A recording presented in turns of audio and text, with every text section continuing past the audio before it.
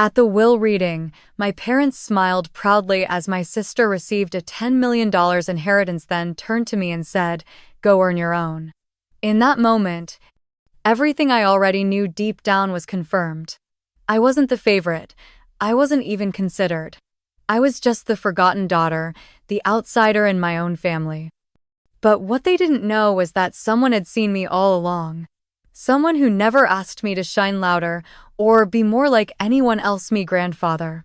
And the quiet legacy he left behind would change everything. This isn't just a story about inheritance. It's a story for anyone who's ever felt invisible in their own home.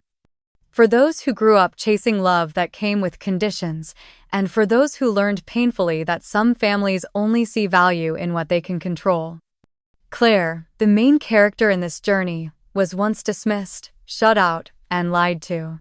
She was the girl who missed her grandfather's funeral because her own family didn't want her there. But she didn't break.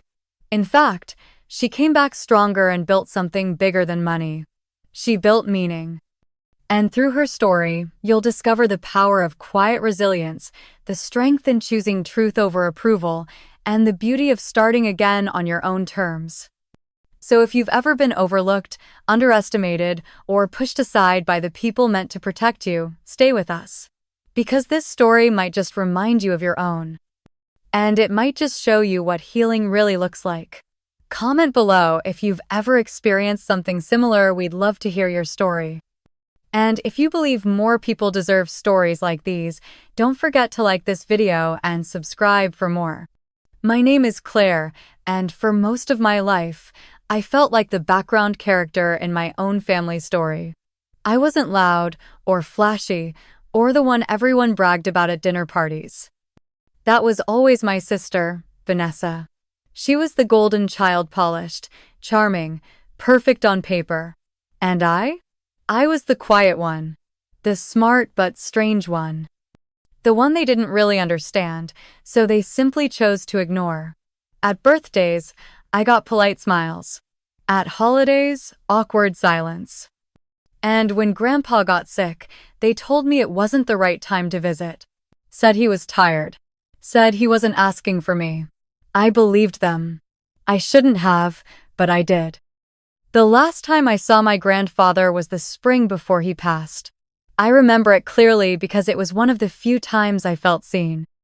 We'd sat out on the porch, talking about my research, my dreams of studying how plants communicate under stress. He didn't roll his eyes or change the subject like my parents often did. He just listened, really listened, and called me brilliant. That one word stayed with me for years, even when the rest of the world forgot I existed. So when he died, and no one called to tell me the funeral had changed times, I showed up to an empty church. My hands shaking, holding flowers that would never reach his grave. That was when I realized they hadn't just forgotten me, they had erased me. I didn't think it could get worse. But then came the will reading. We sat around a long table, cold and formal. My parents were all smiles. Vanessa looked like she'd just walked off the cover of a magazine. And then the lawyer announced her inheritance, $10 million. Just like that. No surprise, no gasp. It was always meant for her. Then they turned to me. My father adjusted his tie. My mother cleared her throat. And with the most casual cruelty, they said, "Go earn your own." I didn't react. I couldn't. I just stared at the table, trying not to let the heat behind my eyes spill over. But something shifted. An older man in a gray suit, someone I didn't recognize, stood up and said, "There's one more document." He held up a worn envelope, my grandfather's handwriting on the front. My mother's smile froze. My father tensed. Vanessa narrowed her eyes. That envelope was the beginning of everything. It led me back to a place I hadn't seen in over a year, Grandpa's ranch, just outside Charleston. The wind used to sound like comfort there. Now it carried secrets. The house looked the same, but it didn't feel like home anymore. The porch creaked under my boots. The paint on the door was still chipped. But when I knocked, I wasn't met with silence. Instead, my grandmother opened the door and said, "So, you finally decided to show up." Her voice was sharp. Her arms crossed. She thought I'd abandoned them. She thought I didn't care, but the truth was, I'd been cut off on purpose. I told her about the funeral, how I came by the house earlier that year, and Vanessa told me no one was home. My grandmother's face changed. The anger cracked. The confusion set in. She handed me Grandpa's old notepad, the one he used when he didn't trust his memory. "This is the number he kept calling," she said. But it wasn't mine. Not even close. I'd had the same phone number since college. They had lied to her. Lied to him. Blocked every attempt I made to come back. That's when it hit her. Everything they told her about me not caring, not showing up, not wanting to be part of the family had been a story. A cover-up. She didn't cry, but she did something even more powerful. She picked up the phone and called them parents, Vanessa. Told them to come to the house, said the lawyer would be there too. And then she turned to me and said, "Your grandfather left instructions. He wanted this to be read with everyone in the room." For the next hour, we sat in silence, waiting. And I realized something in that stillness. My grandfather had known the truth. All along. He saw what they were doing. And while they tried to write me out, he was quietly writing me in. When they finally arrived, no one knew I'd be there. The look on their faces when they saw me, shock, fear, maybe even guilt. For the first time, they couldn't control the room. They couldn't control me. And then the lawyer opened the envelope. What came next would unravel every lie they'd ever told and reveal the one thing they never expected. I had never been forgotten. I had been chosen. The lawyer's voice was calm, but every word felt like thunder in that quiet room. He read the will carefully, clearly, beginning with a simple bequest to my grandmother, the ranch, the house, and funds for her care. She didn't flinch. She already knew. But when he turned the page and read my name, the air shifted. He announced that my grandfather had left me the Whitman Research and Nexa facility I had never even heard of. It wasn't just a building. It came with all the lab equipment, research funding, patents, and intellectual property filed under his name. Vanessa gasped. My parents sat frozen. And I just sat still, listening. Then came the real shock. The rest of the estate stocks, financial accounts, retirement funds was to be split evenly between Vanessa and me. Not just Vanessa. Not just the favorite. Me too. For the first time, I was no longer a footnote in their perfect little script. I was on the page. But the real moment, the one that truly cracked everything open, came with a letter. A handwritten note from my grandfather, to me, meant to be read aloud in front of them all. "You were always the quiet one," the lawyer read. "The observer, the thinker, the one who asked why, when no one else did." I felt the tears before they reached my cheeks. He hadn't forgotten anything. He remembered the notebooks, the science fair, the little glass of rainwater I measured drop by drop when I was 7. He remembered how my parents ignored it all. How I shrank myself so I wouldn't make them uncomfortable. How I tried to be less so I wouldn't be a threat. And in that letter, he told me something I never expected to hear. That I wasn't a mistake. That I wasn't invisible. That I was his legacy. The real one. Vanessa's face crumpled.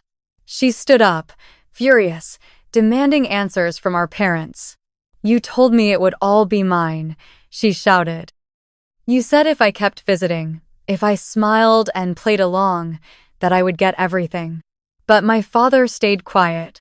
My mother looked like she wanted to disappear. They had no defense. No one said a word. It all unraveled right there in the living room, like a play that had lost its script. I sat quietly, not smug, just steady. Because for once, I didn't need to prove anything. Then Grandma stood. And what she said next made the silence in that room even heavier.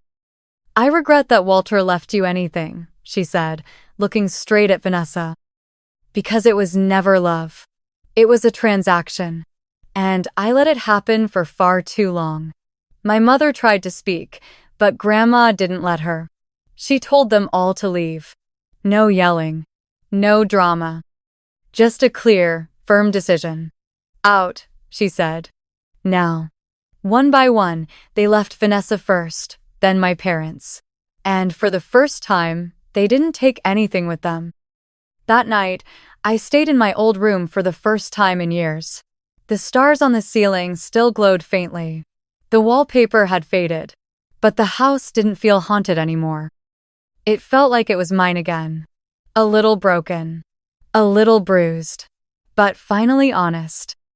The next morning, Grandma made us coffee, and I told her I was ready. Ready to see the annex. Ready to see what Grandpa had really left behind. When I arrived, I didn't expect much. I thought it might be a small shed or a dusty garage. But when I stepped through those old barn doors, I froze. Inside was light. Space. Possibility. Lab tables with untouched equipment. A 3D printer, still in its box. Shelves labeled with my name. And in the center, my old notebook, the one I thought I lost in college. It was sitting there like it had been waiting for me. That day, I understood something I hadn't before. This wasn't just a gift, it was a message. My grandfather had seen the future in me, even when I couldn't see it in myself. He hadn't left me a building. He had built me a space where I could finally breathe, think, create, be fully myself. I moved into the annex full-time. Reached out to old classmates, people who still believed science could be human, hopeful, even messy. We started small, researching sustainable farming, applying for grants, building something from the ground up with our own hands. It was hard. There were failures, dead ends, long nights. But for the first time, the work felt like mine. Not borrowed, not conditional, mine. And in those early days, when the stress felt overwhelming, I would sit in the corner of that lab, unfold Grandpa's letter, and read one line out loud. You wrote your own role. It wasn't just a compliment. It was a reminder. A call. An invitation to keep going even when no one clapped. Even when it felt like I was still alone. But I wasn't alone anymore. Not really. Not ever. Some weeks after settling into the annex, something shifted in me. Not all at once, but slowly, like thawing after a long, cold season. I was finally waking up to the life I never thought I was allowed to live. My days were long, often messy, but they were mine. We burned through experiments. We scrambled for funding. We fixed broken equipment with duct tape and late-night takeout. But every mistake felt worth it because it was all built on honesty, on work that mattered. One night, after a particularly painful rejection from a grant we desperately needed, I sat alone on the floor of the lab, surrounded by crumpled papers and half-eaten snacks. The silence wasn't heavy. It was familiar. Safe. I reached into my bag and unfolded Grandpa's letter again. My eyes landed on that same line. You wrote your own role. I whispered it to myself like a promise. That was the night I began drafting something different, not another research proposal, but a vision. I started sketching the first draft of a youth program. Something small, but meaningful. A science initiative for kids who reminded me of myself, quiet, curious, overlooked. Children who asked too many questions, who didn't quite fit into the boxes adults built for them. I wanted to give them what I never had, a place to belong. We called it the Little Scientist Initiative. The first year, we worked with just a dozen students from nearby towns. They came from schools with outdated books, teachers who were underpaid and overworked. Most had never held a microscope before. But when we placed one in front of them, something lit up in their eyes. We gave each child a leather-bound notebook. On the first page, stamped in gold, were Grandpa's words. Write the things they don't understand. One day, the world will. I still get chills when I think about how those kids held those notebooks like treasure. One girl, Amber, stood out. She was 13, barely spoke, always hiding behind her hair. But her pages, wow. Full of hand-drawn diagrams of bees, notes on pollination, even her own clumsy equations. I told her she was brilliant. She looked at me like I had handed her the moon. "You actually read it?" she whispered. I smiled and said, "Of course I did." That moment stayed with me, because I remembered how many times I had begged someone to read what I wrote, only to be ignored. This work wasn't about revenge anymore.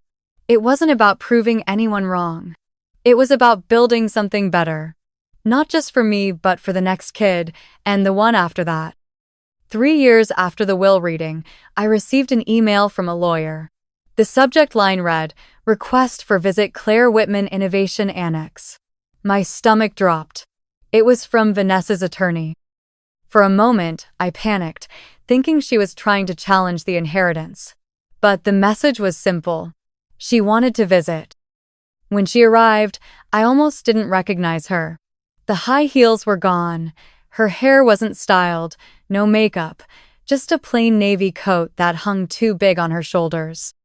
She walked in quietly, almost like she didn't want to disturb the air. When she saw Grandpa's portrait above the reception desk, she paused. Her voice was soft. "He always knew who you were, even when I didn't." I didn't know what to say, so I said nothing. "I'd like to see it," she said. "The lab, the work, what you've done with it."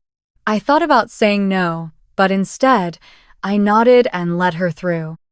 She didn't talk much during the tour, just asked questions. Simple, curious ones. "How do you fund this? What's that machine do? Do the students get to publish their work?" I answered every question honestly. No performance, no drama, just truth. When we reached the community garden behind the annex, she stopped. Families were harvesting lettuce. A little boy was helping his dad check soil moisture with one of our field kits. Vanessa watched them for a long time. "I don't expect you to forgive me," she said quietly. Her hands kept moving, tugging at her sleeves, tracing invisible circles on the railing.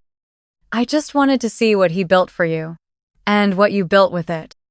I still didn't say anything, but I let her stay.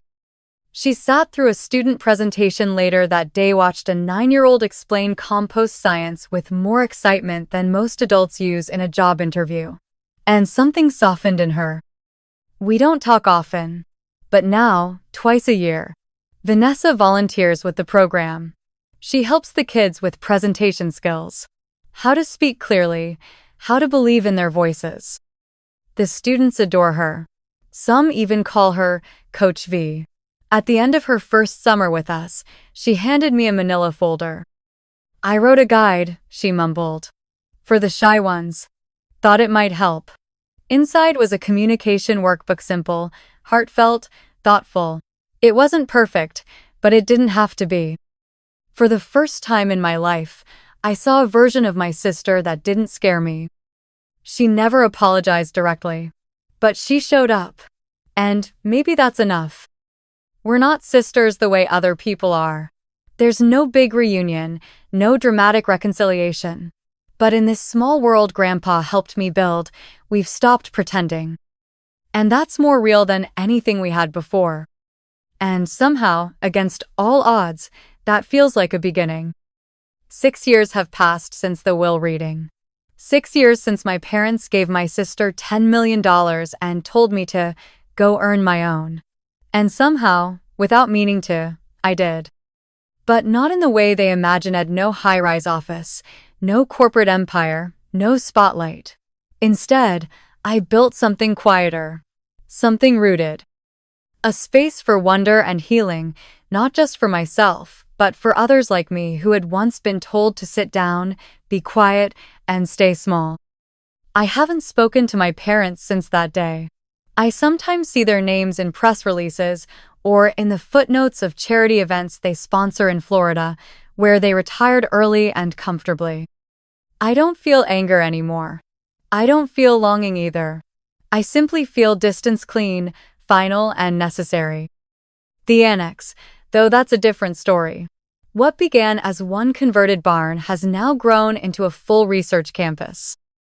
We have 4 labs now, 3 greenhouse wings, and over 60 acres of trial fields where we test drought-resistant crops, soil regeneration systems, and solar-powered irrigation. We've partnered with universities in Kenya, Brazil, and rural parts of the U.S., creating a network of sustainable farming research that is already feeding thousands of families in areas once thought too dry to grow anything. Every step forward feels like a page turning. We've faced setbacks, of course. Failed experiments, delayed shipments, budget cuts. But with each challenge, I think of Grandpa's steady hands, his voice reminding me that failure isn't the end. It's a sign that you tried. Just last month, I stood on a stage in San Francisco to accept a national grant for climate innovation. It was surreal. The lights were hot, the room packed, but I didn't flinch. I wore a simple navy blue suit and tucked something special in my pocket. Grandpa's old pocket watch, the one Grandma gave me last year after finding it in his desk drawer. Inside was a tiny, faded photo of me at 10 years old, beaming beside my honeybee science fair project. I couldn't believe he'd carried it all those years. That watch sits on my desk now, right where the morning sun hits it. It casts a soft circle of light over my notes each day. And sometimes, when the room is quiet, I look at it and feel like he's still here. Watching. Cheering me on. There are days when I still talk to him not with words, but in the quiet. When an experiment finally works after weeks of failure. When a shy student from our program gets into college. When I sit on the porch with Grandma and she tells me another story about him I hadn't heard before. Grandma lives in a small apartment now, connected to my house in town. She's slower these days, a bit more forgetful, but her spirit is as sharp as ever. Every morning, we drink coffee in the sunroom. Sometimes we talk. Sometimes we just sit, and always she brings Grandpa back to life with the way she remembers him. She told me once that he planted a tree just to propose to her. Said he believed the soil could remember kindness. I like to think that's true. Maybe that's why this land feels sacred now, not because of what we've built, but because of what we've healed. Most evenings, after the workday winds down, I walk to the edge of the annex property, past the solar irrigation plots, past the kids' garden beds, still buzzing with laughter and leftover chalk drawings on the ground. At the far end, there's an old bench Grandpa built with his own hands. It's weathered now, but solid. From there, I can see the stars. Real ones. Not the glow-in-the-dark stickers I had on my bedroom ceiling, but the same constellations I memorized as a girl. I used to lie awake tracing them with my finger, wondering what it would be like to grow up and finally be seen. Back then, I thought success meant being like Vanessa Bright, charming, effortless. But now I know better. Success isn't spotlight, it's impact, it's presence. It's showing up, even when no one claps, even when no one believes in you except for one person who saw your worth before you knew it yourself. I think about that girl a lot, the one I used to be, the one who asked too many questions, who filled notebooks with ideas no one read, who clung to praise like oxygen because it came so rarely. I wonder how long she was hiding inside me, waiting for permission to breathe. And now, she runs this place. She opens doors, she makes space for other kids like her. And every time one of those kids holds up a project with shaking hands, hoping someone will care, I make sure they know. I do. I always will. That's the real inheritance. Not the money, not the property, but the belief that we're allowed to take up space. That we don't need permission to dream. That love the real kind doesn't demand performance. It nurtures, it protects. It sees you, even when you're invisible to everyone else. So when people ask me how I built this, how I went from nothing to a full research institute, I tell them the truth. I didn't build it out of spite. I built it out of love, out of grief, out of stubborn hope. Out of the quiet faith that maybe, just maybe, the girl with the notebook wasn't so invisible after all. And maybe she was never meant to be. Some things in life don't come full circle with loud fanfare. They return quietly when you're ready to see them differently. That's how it felt when I saw Vanessa's name in my inbox 3 years after the will reading. I almost didn't open the email. The subject line was short. Request for visit. It came from a lawyer's address, but it wasn't legal in tone. It was personal, curious, careful. I expected a confrontation. Another attempt to challenge Grandpa's will, maybe even dig up old bitterness wrapped in new politeness. But when Vanessa arrived at the annex a week later, she looked nothing like the woman who had once stood tall in courtroom heels and silken power. Her coat was too big for her. Her face, bare of makeup. She walked through the entrance like someone unsure they were welcome. I met her in the front lobby, standing beneath Grandpa's portrait. She paused when she saw it and said quietly, "He always knew who you were, even when I didn't. Especially when I didn't." I didn't answer. There wasn't anything to say yet. She asked if she could see the lab, and I could have said no. But something in her voice, something small and real, made me nod. We walked side by side through the corridors. I showed her our greenhouses, our soil analysis room, our little scientist display wall filled with student photos and messy but brilliant notes. She didn't say much. Just simple questions. How do you fund this? Do the kids get to publish their results? What's this machine for? Her voice wasn't sharp or challenging. It was curious. Honest. When we reached the community garden where families plant and grow food together, she stopped. Watched a young boy laughing with his mom as they dug through compost. Saw a dad teaching his daughter how to use our soil moisture kit. Her eyes didn't tear, but her hands shook. She tucked her sleeves over her fingers and whispered, "I don't expect you to forgive me." I didn't reply. I just let the silence speak. She went on, her voice thin but steady. "I just wanted to see what he left you, and what you've done with it. And so I let her stay. No anger. No speeches. Just truth." We walked the rest of the way without talking, and when she left, she said thank you not like a habit, but like she meant it. We don't talk much, even now. But twice a year, she volunteers at our youth science camp. The kids adore her. She teaches them how to speak clearly, how to explain their projects with confidence, how to stand tall when nerves make them shrink. They call her Coach Fee, and she doesn't correct them. At the end of her first summer volunteering, she handed me a folder. "It's a communication guide," she said, almost shy. "For the quiet kids, thought it might help." I opened it later that night. It wasn't perfect. The layout was clunky, the grammar inconsistent. But the heart? It was there. Gentle, thoughtful, real. It was the first time I saw a version of my sister that didn't frighten me. She never apologized in words. Not directly. But she shows up now. She's trying. And sometimes, that's more than enough. We're not sisters in the way people expect. There are no shared holidays, no old photos framed side by side, but in this space Grandpa built this world we both stumbled into from opposite sides. We've stopped pretending. And that feels like a beginning. Sometimes I wonder how different life might have been if our family hadn't broken the way it did. If my parents had seen me. If Vanessa hadn't competed so hard for their love. But then I look at what's grown from the cracks. And I realize, maybe some things need to break before they can bloom. What I've built wasn't just for me. It was for every girl who thought she had to be quieter to be loved. Every kid who loved science but never had a place to explore it.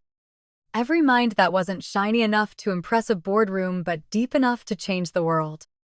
I didn't inherit a fortune, I inherited belief. And that quietly, stubbornly, beautifully has made all the difference. It's been 6 years since that will reading. 6 years since the front door slammed behind my parents and Vanessa, their footsteps echoing down the porch like the end of a show no one clapped for. I haven't heard their voices since that day. Every now and then, I see their names in charity event press releases or headlines about finance in Florida, where they retired early. But I don't open the articles. I don't feel anger anymore, just distance. They drifted one way, I walked another.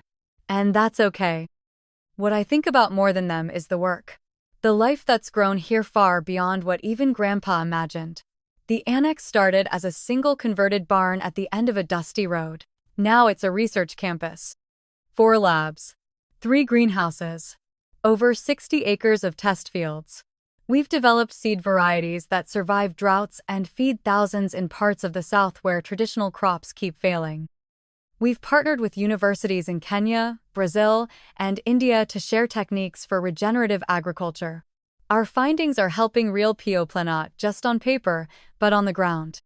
We launched student programs across rural school districts, where access to science used to mean a broken microscope and a textbook from the 90s. Now, those kids run their own experiments. They gather data. They ask questions teachers used to dismiss. Some of our graduates have gone on to college, to labs, to tech incubators. But more importantly, they believe they belong there. And that changes everything. Last month, I stood on a stage in San Francisco, accepting a national grant for climate innovation. The lights were hot, the applause polite but distant. But I stood tall, steady. I wore a navy blue suit and tucked Grandpa's pocket watch in the breast pocket, the one Grandma gave me last year. His initials still faint on the inside. Behind the glass, a tiny photo of 10-year-old me beside my science fair display, smiling like the world was already listening. He carried that photo every day. Now it sits on my desk at the annex, right where the morning sun hits and spreads soft circles across my research notes. Sometimes, on quiet days, I talk to him. Not with words, just in the silence. When a test fails, when a student wins a scholarship, when I remember how close I came to believing I didn't matter. He never let me disappear. Not really. He saw something in me no one else wanted to see, and now I know why. Legacy isn't about wealth or statues. It's not about whose name is on the biggest building or who gets quoted in magazines. Legacy is a map. A series of quiet choices, kindnesses. Small seeds planted and left behind for someone else to find when they need them most. It's a trail made from hope. Grandma lives with me now, in a small apartment connected to my house in town. She's slower these days, more forgetful. But when it counts, she's still the sharpest person I know. Every morning, we sit in the sunroom and drink coffee together. She tells me stories about grandpas I've never heard. Like how he once planted a tree just to propose. Or how he believed soil could remember kindness. Or how he always said, "Claire will come back. She's just building her own road." And maybe he was right. Maybe I had to leave to understand what coming back truly means. Some evenings, I walk out to the edge of our fields. Past the solar irrigation beds, past the rows of student garden plots. All the way to the old wooden bench Grandpa built by hand. From there, the stars are visible, clear, and endless. Not like the plastic ones I stuck to my bedroom ceiling when I was little. These stars are real, but they still remind me of that girl I used to be. The one who asked too many questions. Who loved things no one else understood. Who didn't know where she belonged but kept searching anyway. She's still here, just grown up. Stronger, louder. But still curious. And on those nights, when the wind moves through the trees just right, I swear I hear his voice in the leaves. Write the things they don't understand. One day the world will. And now, finally, it does. In the end, this wasn't just a story about a cruel will reading, or a family that chose wealth over love. It was about something deeper. About how even when we're written off, left out, or told we don't belong, there's still a way forward. Claire's journey showed us that being denied the easy path doesn't mean we're out of the story. Sometimes, it means we get to write a better one. She started with nothing. No money, no support, no approval. Just heartbreak, a letter from her grandfather, and the quiet belief that maybe, just maybe, she mattered. And from that place of pain, she built something extraordinary. A research center that feeds people. A science program that lifts young minds. A life rooted not in revenge, but in purpose. And what about her sister Vanessa? Even she, once the golden child, found her way back. Not through apologies or big gestures, but by showing up again and again with humility and heart. In the end, forgiveness didn't need to be spoken, it was lived. This story reminds us that legacy isn't measured in millions, it's measured in moments. In courage. In every small act of defiance that says, I will not be erased. Claire didn't just survive what her family did, she transformed it into a future that mattered. So if you've ever been overlooked, underestimated, or told to earn your own, remember Claire, remember her resilience, and know that even in the silence, someone once believed in you. Maybe that's all you need to begin. If this story touched something in you, share your thoughts in the comments. We'd love to hear your journey, your challenges, your comeback, your version of hope. And if you want more inspiring, raw, and real stories like this one, don't forget to like this video and subscribe. You never know who might need the next one. Because sometimes, all it takes is one story to remind us we are not alone.